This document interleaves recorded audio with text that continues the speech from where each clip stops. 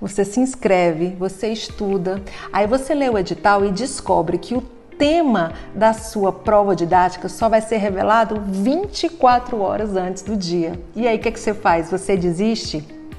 Claro que não, né? Vem comigo que eu vou te dizer como é que a gente transforma esse frio na barriga, essa ansiedade em estratégia para você se dar bem nessa etapa do concurso chamada prova didática. E se você ainda não me conhece, eu me chamo Kaline Girão, eu sou professora universitária, tenho experiência na docência há 30 anos e sou autora do livro Como Escrever a Introdução da sua pesquisa científica. E também já participei de dezenas de bancas para concurso público. E hoje eu vou te dizer aqui algumas dicas infalíveis que vão te colocar numa posição bem privilegiada para você se dar bem nessa prova didática. Vamos lá? E afinal, o que é essa prova didática? A prova didática também é conhecida como prova de desempenho didático, que é uma das etapas para aprovação no concurso público, na qual você vai ter que demonstrar que você sabe planejar e ministrar um conteúdo que terá sido sorteado apenas 24 horas antes, de uma maneira satisfatória. Então você tem que ali performar, você tem que demonstrar a sua capacidade didática, a sua capacidade de performar e de ser um bom professor. Não apenas que você sabe conteúdo, mas que você sabe ali diante de uma sala de aula real, né? Real, por isso que você vai ter que fingir que aquilo é uma sala de aula real, para que aquela banca ela consiga avaliar se de fato você se enquadra, você seria um bom professor e você seria uma boa escolha para aquela instituição. Então veja bem, se aquela instituição, se você tem a cara daquela instituição. Então é muito importante também, uma primeira dica, que você conheça o perfil dos estudantes daquela instituição. A faixa etária, né? Converse com outros professores, qual é o perfil deles, qual é o nível deles, é uma aula mais difícil, uma aula mais fácil. Quando você chega lá e você dá uma aula que se acomoda à realidade deles, isso é visto com muito bons olhos. Isso já é percebido pela banca como alguém que iria se encaixar naquele contexto educacional. Uma coisa que eu digo para quem vem me perguntar é: não espere o sorteio para você saber o que é a aula que você daria. Não espere, se você já sabe que tem aqueles 10 pontos, então antes, quando você estiver estudando para a prova escrita, você já pensa ali, eu abriria um documento de Google Drive e já iria colocando ali ideias de aula para cada tema. Por quê? Porque quando você faz isso, você já tira de você um peso, uma ansiedade de ter que na hora achar um tema. Então, 24 horas é o sorteio, é a definição, mas nada te impede de você já se preparar com muita antecedência e já ter ali em mente um rascunho de quais seriam as possíveis abordagens que você daria para que se algum daqueles 10 temas ou 12 temas caísse na prova, fosse sorteado para a sua prova. Outra coisa muito, muito importante é que no edital, ele já é uma etapa do concurso, né? Tem gente que acha que o edital ali, que ele tem muita importância. Ah, mas eu não prestei atenção no edital. Então, você não merecia passar, porque a leitura atenta do edital já é uma das etapas da seleção do concurso, ok?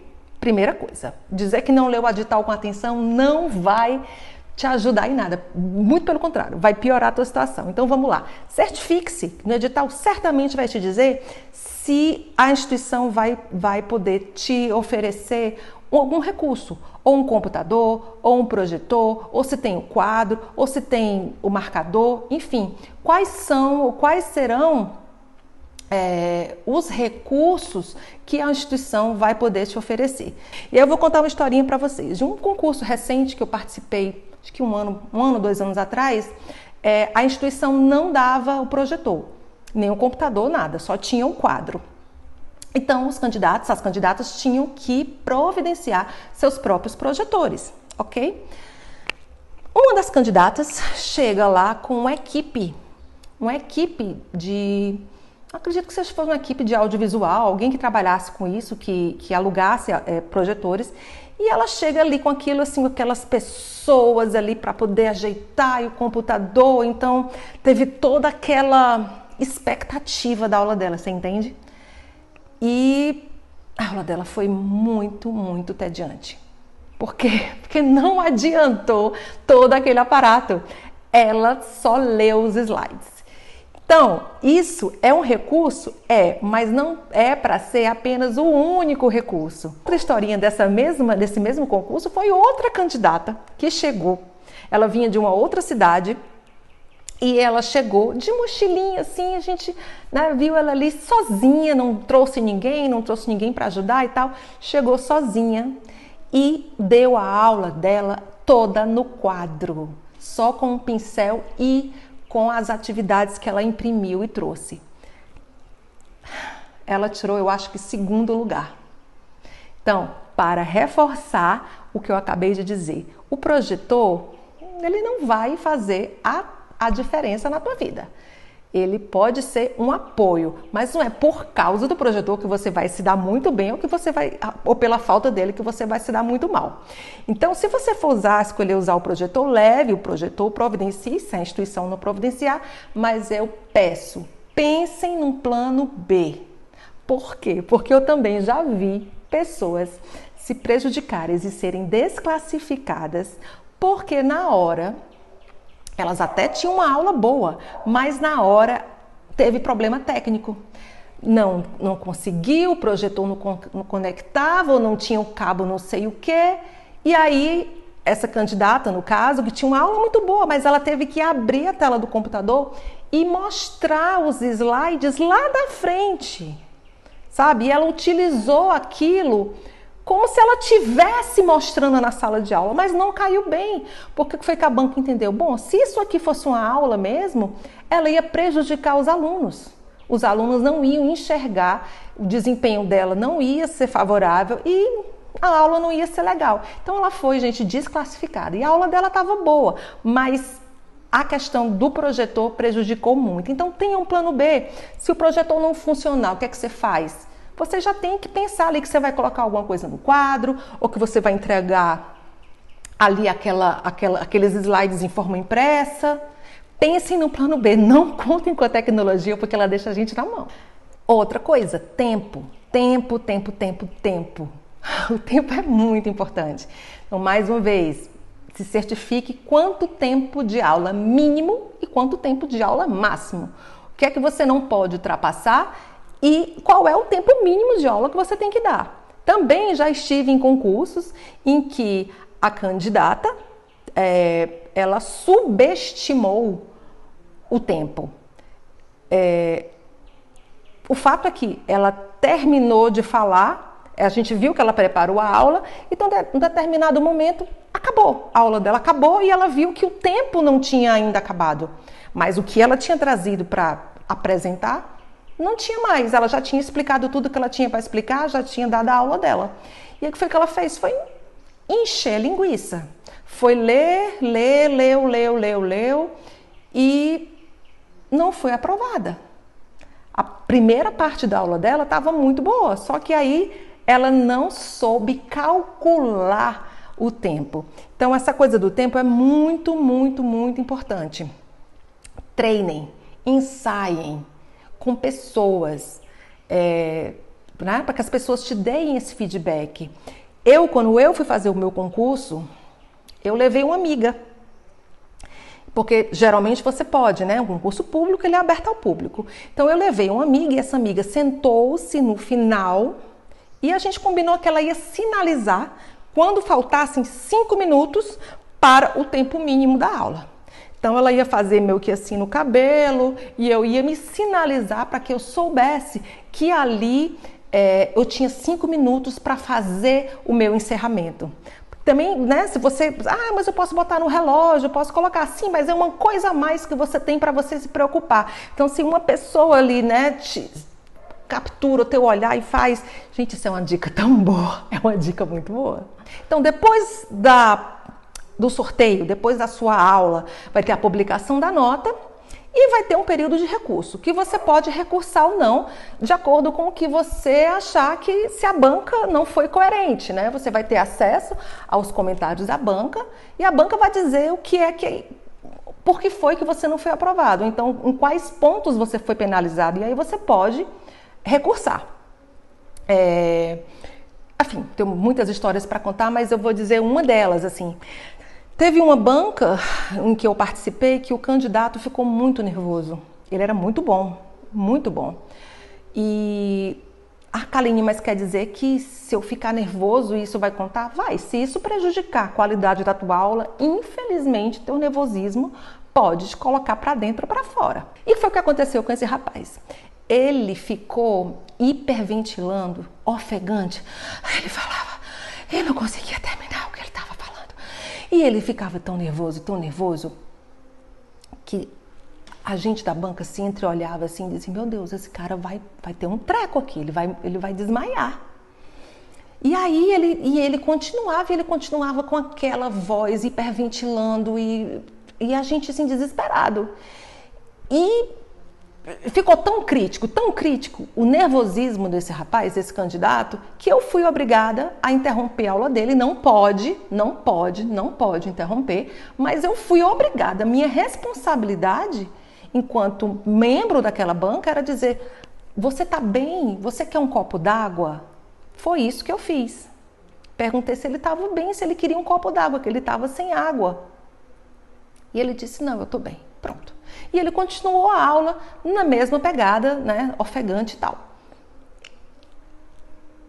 A aula dele não conseguiu fluir, porque ele estava muito nervoso, então ele não foi aprovado. Aliás, ele até foi, mas assim, a nota dele foi baixa, porque ele perdeu muito nas outras coisas, na clareza, na coerência, enfim, os pontos, né, os critérios foram sendo prejudicados por conta da falta de capacidade dele de articular palavras que fossem inteligíveis. Simples assim. Então, ele não foi, ele recursou. E a justificativa dele, né, tipo assim, mas eu fui interrompido pela banca. Não deveria. Ok, mas aí a gente teve que contra-argumentar e dizer que não foi uma interrupção, foi por questões que estava gravado, ainda bem que gravava, né? E foi entendido que a banca fez bem de interromper, porque ele estava visivelmente muito nervoso e a gente estava preocupado por ele. Então, levem plano de aula em 3 vias, se forem, né, leve a mais, que você vai ter que ficar com o seu ali para acompanhar e de cada um dos membros da banca.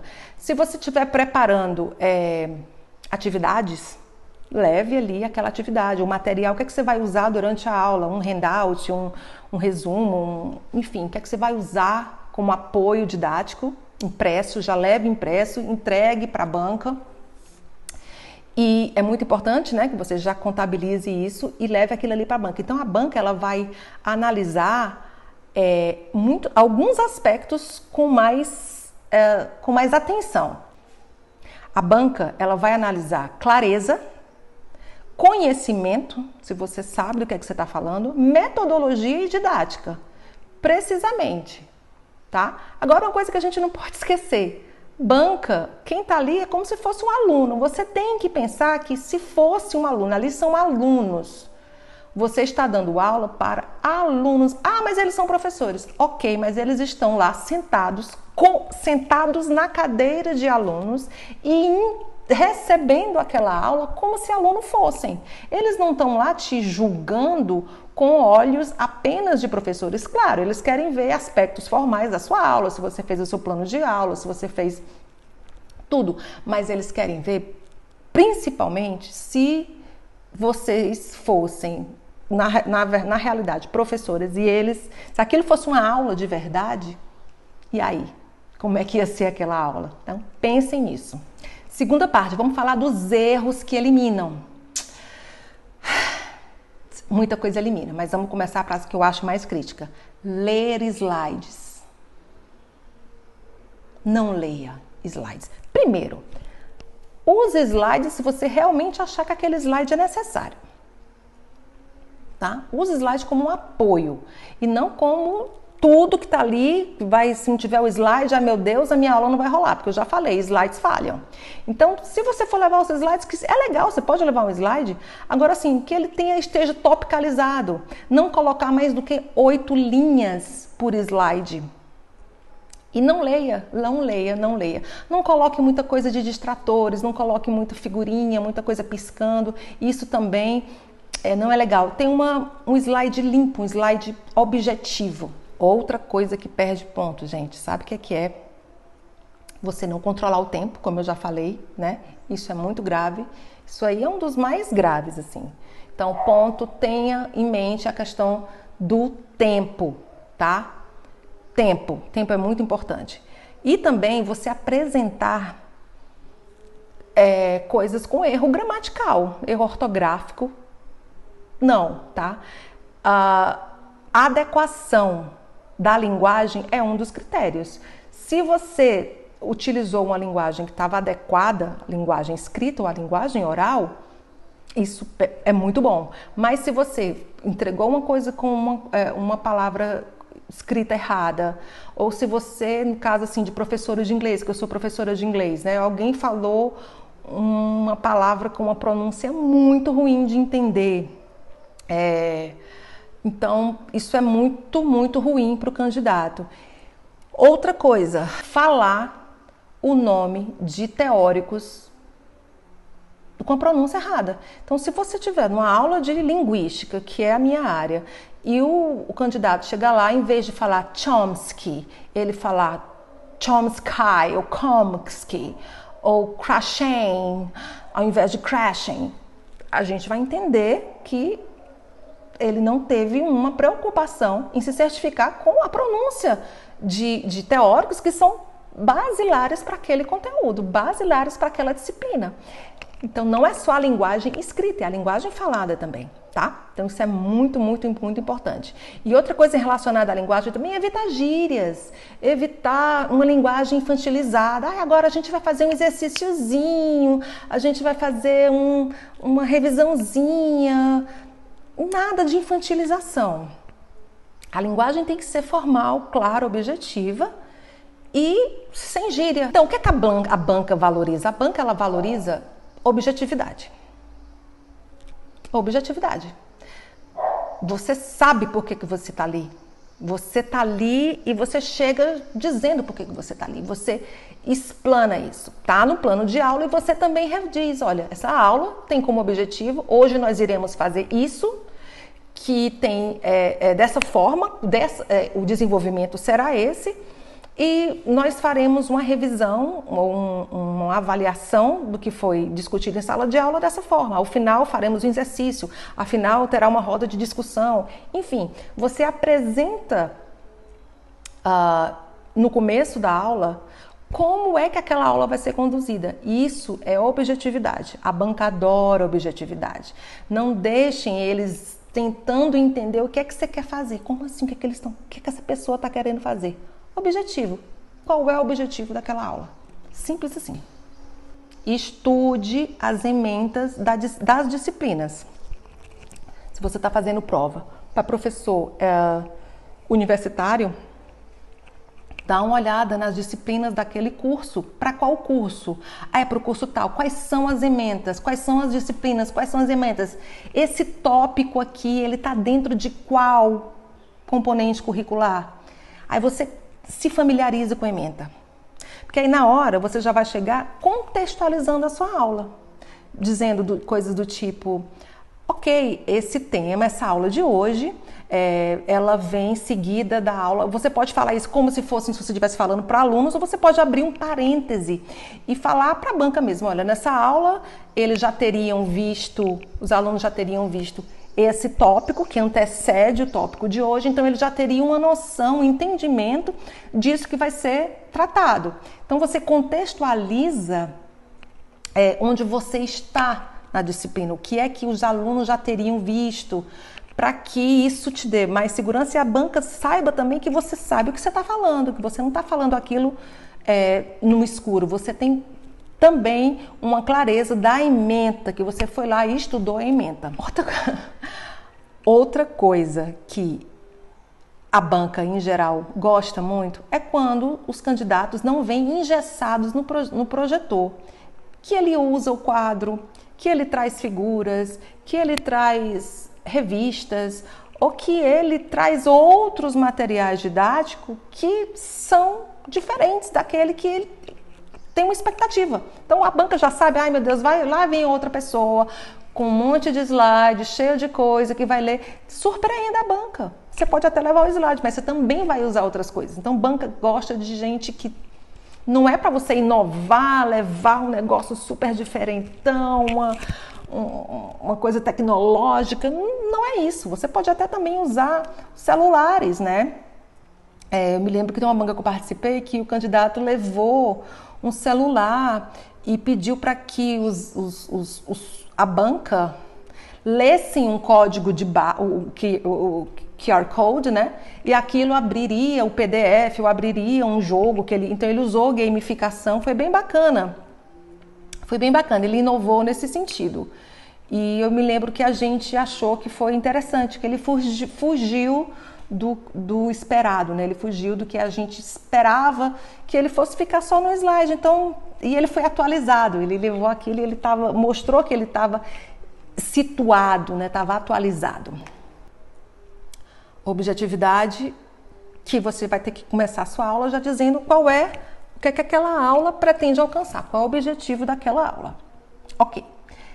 Bom, esse aqui é uma dica, tá? É uma dica de você usar um gancho na sua aula. Então começa com uma pergunta, com um dado interessante. Você sabia que isso aqui acontece? Alguém já te disse isso? Olha esses dados aqui, que tal. E aí isso já desperta ali, já fica com aquela pulguinha de curiosidade na banca. Você, poxa, que interessante, né? Então, é muito bom, seria muito bacana se vocês pensassem nesse planejamento contando com a ajuda de um hook, né? De um gancho para começar antes da aula. Plano de aula, outra dica muito bacana. Plano de aula não é só para constar.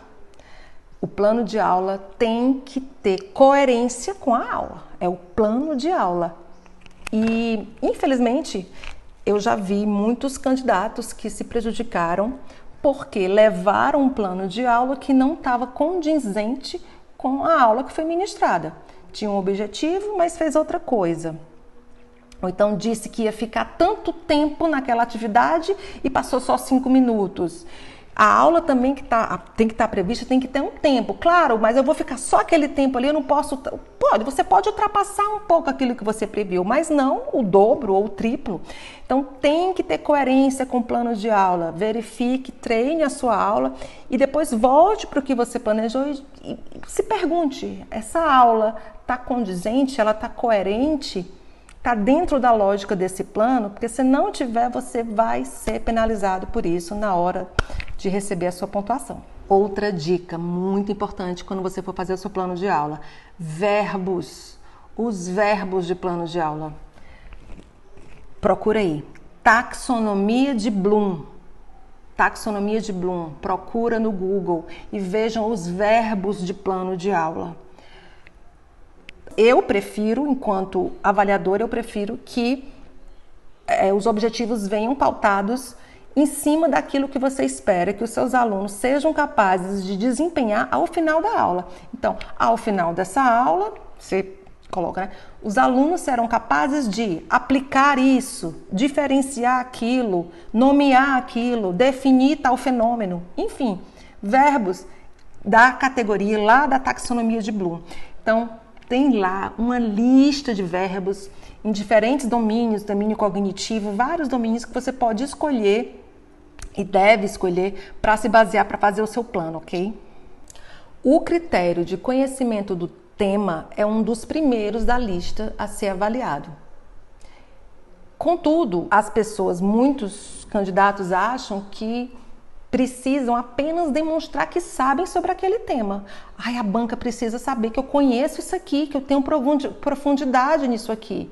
Lembrem-se que a prova escrita tem essa finalidade. Prova didática, o que é que você faz com esse conhecimento? Como é que você ministra uma aula, planeja uma aula com esse conhecimento? Então, eles querem sim na prova didática saber se você tem esse conhecimento, mas cuidado para não transformar isso e sair falando desenfreadamente sobre aquele tema e isso atropelar as outras etapas. Então, tenha coerência também na divisão dos segmentos da sua aula.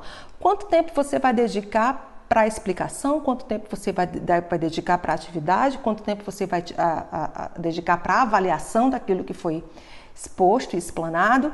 Tem que ter uma coerência entre o tempo. E também se tiver subtemas, né?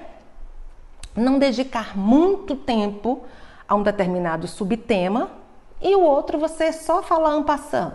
Então também tem que ter essa lógica aí, essa coerência entre os tempos destinados a cada tema e a cada subtema. E não esquecer que a aula, ela é assim como uma redação, ela precisa ter introdução, desenvolvimento e conclusão. Reserve um tempo para o fechamento, reserve um tempo para você fazer ali uma revisãozinha, um fechamento da sua aula, uma conclusão, é muito importante. Às vezes as pessoas esquecem desse detalhe e não dão a devida importância a isso. E eu queria saber agora de vocês qual foi desses temas, desses tópicos aqui que a gente falou da aula, que você já sabia e qual deles você ainda não sabia. Diz para mim que eu tô muito curiosa para saber. E eu vou dizer para vocês uma coisa, próxima semana tem mais vídeo para você que é professor, que quer dar sua aula com propósito, que quer escrita com autoria, porque ensinar faz bem e escrever também. Até lá!